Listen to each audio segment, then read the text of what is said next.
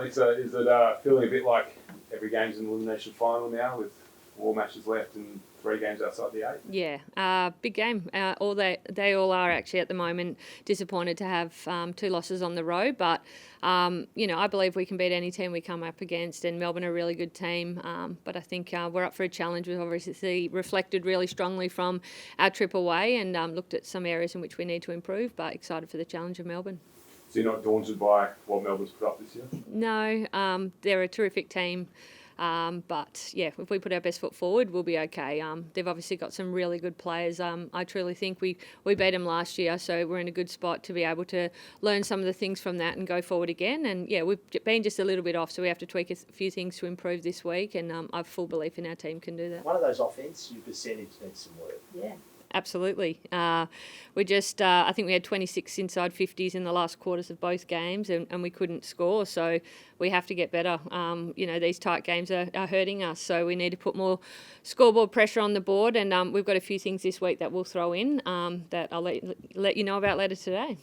Is it about ball use as much as your inside 50 entries? I think so, yeah. And the composure of that decision making as well. I think we've been dropping some marks which we wouldn't normally drop, and I think we had 4 marks in the last quarter against Carlton, and they're hard to get those marks, and when you do, you really want to capitalise, and we haven't. So a bit of the mindset of composure, execution under pressure, especially in key moments of the game. How frustrating is that, because you're 13th but you seem close? Yeah, it is frustrating, and the best thing for us is we can control that. It's not out of our control how we can improve every week, so the players have obviously had a few days off, but we can control, the work that we do to improve our skills, the cohesion between the group, and we've got a great leadership group who are driving really high standards, so it's something that we can attain. You mentioned the mindset of composure. It's not exactly a skill thing that you can just train. How do you actually overcome that? Yeah, I think it's resetting when you come off the bench, or having great leadership out there, and that enables our players to be able to reset within themselves. Obviously, in crucial moments of the game, we've got some young players as well, and so we're just trying to balance the messaging between, keep taking the game on, take time off the clock when we need to reset as a forward group, and then stay in the moment. So as you say, it is challenging, but it's not something that our group has to look too far away. We've been working on our mindset all season, and hopefully it just continues to improve.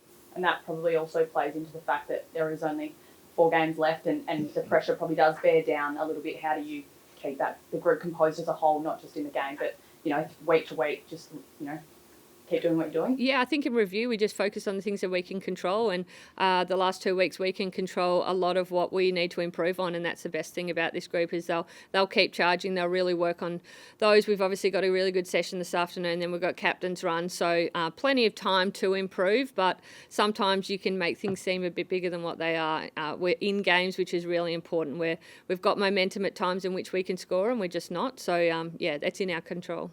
You mentioned leadership before. What does Ash mean to this group? Oh, Ash, she's terrific. Ever since she's come into this club, she really is, before she even stepped foot onto the field, I just had this strong connection with how much she wants to play a role within this team. She's a great leader off the field. Obviously, we've got mothers in our team, but even the youngest players, she was a captain when she was a really young player, and she often talks about those experiences.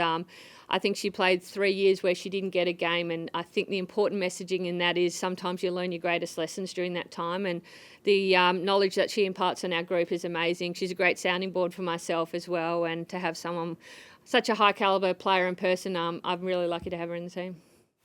The scouting report for the D's, obviously you mentioned that you beat them last year, you're pretty confident you can do it again, but they've only lost 1 game this season. What do you need to do to actually hand them that? Yeah, definitely. Mids have been really good for us. Obviously, our mid-forward connection will obviously have to, try a few different things. But as I said, every team is beatable. I watched them last week. They're an incredible side.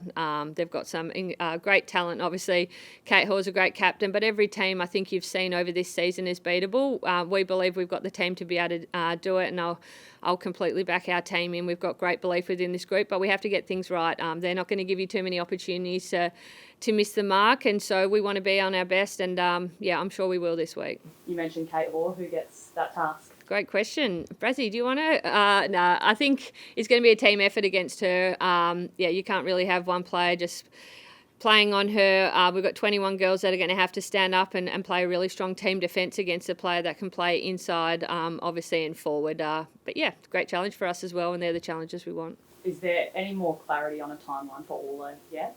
No, not that I'm aware of. Hopefully we'll get a bit more insight tonight. Obviously the girls have had a little bit of time once we've got back in from Melbourne, so we'll reset. They'll obviously have medical in tonight and we'll get a bit more understanding. And obviously, I guess it's hard to answer without knowing exactly what you're dealing with, but do you risk it? She's pivotal to the side, but do you get to a point where you kind of decide maybe we just put her on ice for the rest of the year? Lally? Yeah, I think, to be honest with you, anything medical, it's like, is she available or not? I would never sway a player to push themselves into a position which they can cause themselves injury. So that's kind of taken out of my hands. We've got an incredible medical team that will do their absolute best to get her up. And if she does, that's great. If not, we'll just work through. Obviously, we've got players that are, playing scrimmage and putting up their hands. So we'll look to that as well. With Judd McVeigh at Freo now, will you be having words with his partner, Lily Johnson, if she wants to come over and wear purple next year? To be honest with you, we've got so much to work on. We've had 3 wins. We've come off the back of a few losses. So the last thing I'm getting caught up on is what the opposition teams are doing. And we've just got so much focus on skill improvement, obviously getting back on the winners list. So I'm sure at the end of the season we'll have a discussion about where we want to go with list management. But at the moment, that's certainly not front of mind. And Pride Round as well, special game. Yeah, incredible. And Ash is about to come over and obviously show you what the jumper is about. Obviously to have staff and players involved in this is incredible, and to create an environment in which not only the club but the community feel welcome is something we're excited about with the colour run this weekend. Talk us through the design of the jumper. Everyone at the club's contributed, I believe. Yeah, there's over 200 different, 120, it's almost close, 120 different hearts. So yeah, I think people got asked to draw a love heart on a piece of paper. I'm not sure they knew what it was for, but now we've got, so many hearts on here, and I'm sure Angie's going to show me what one is hers. But yeah, we could actually have one for. I didn't get one, so I obviously missed that day. No, I think it wasn't just about us as a team, it was about us as a one club. So there's, I think, half the team got asked to do a love heart, some of the boys, a lot of the staff upstairs. So just embracing that one club feeling and knowing it's a safe place for everyone. What does the round mean? The rounds for me, round means, I think, everything.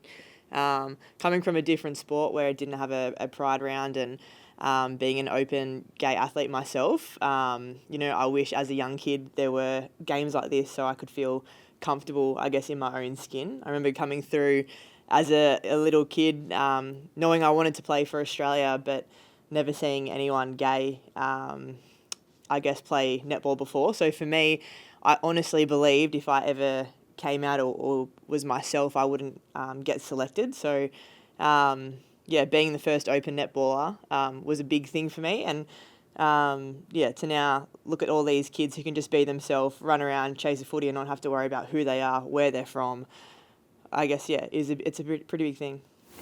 We've come a long way in a short time. Yeah, we've come such a long way in a short time, and I think it was just so natural for the W space to, I guess, lift the pride round up and it not be a big thing. I think a lot of people, are expecting us to wave rainbow flags in their face week in, week out, but in the end, it's just a game, and we're very proud to own this space and, I guess, be who we are. Lisa said that your leadership's invaluable. How much of a role do you have now with crunch games between now and the end of the season in terms of keeping, especially the younger players, focused? Yeah, it's a big challenge for all of us in the leadership group. I think it's just keeping that vibe up, and, all it takes is just to look at the ladder and to look at, we've played everyone in the top 8, or if not, we're about to come up against them. So we've had really tough games. Even the teams we've beaten, they're above us. So it's just the fact that this league is just getting better year in, year out, I think is unbelievable. But for us, it's working on those little things. I think you look at athletes, you look at sporting teams, you're wins and losses, that's all we're I guess, focus on. But it's how are we improving week in, week out? Are we working on things?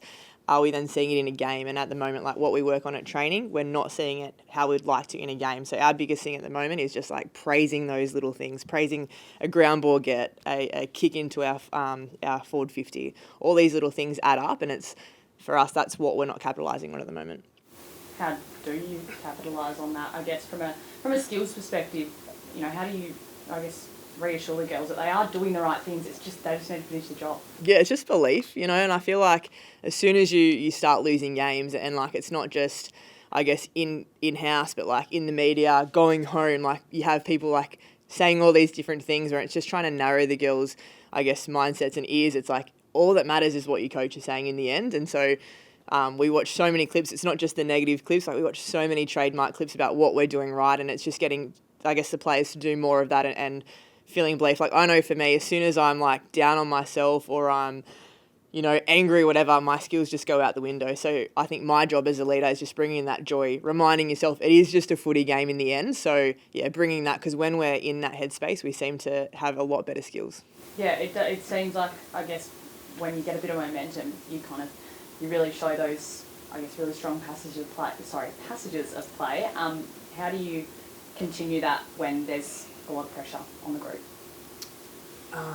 Great question. I'm just like, can you say that again? Like, when you get on a run, you get on a run very clearly. But nice. when there is that added pressure, how do you kind of bring that into the game? Yeah, for me, it's teaching the girls that's why I play footy. That's why I play any sport. It's like, it's not when you're up by 50. It's like those crunch moments where it's like a one goal difference or 1 point difference. Like, who's going to dig in deeper? And I think, our training environments, we've really lifted our intensity from like round 1 to, I guess, now. Like once we came across the Kangaroos and then Brazill, like their intensity was something that we probably hadn't done at training. So we've now tried to lift that, putting these young kids under pressure so they can experience what it feels like. So when they get out on the field, it's nothing different. And we've definitely done that. It's now just consistency. It's not something that's going to happen overnight. It's just repetitive behaviours, and then we can go out there and it's not picking up the ball thinking about what to do. It's just going to be a natural movement.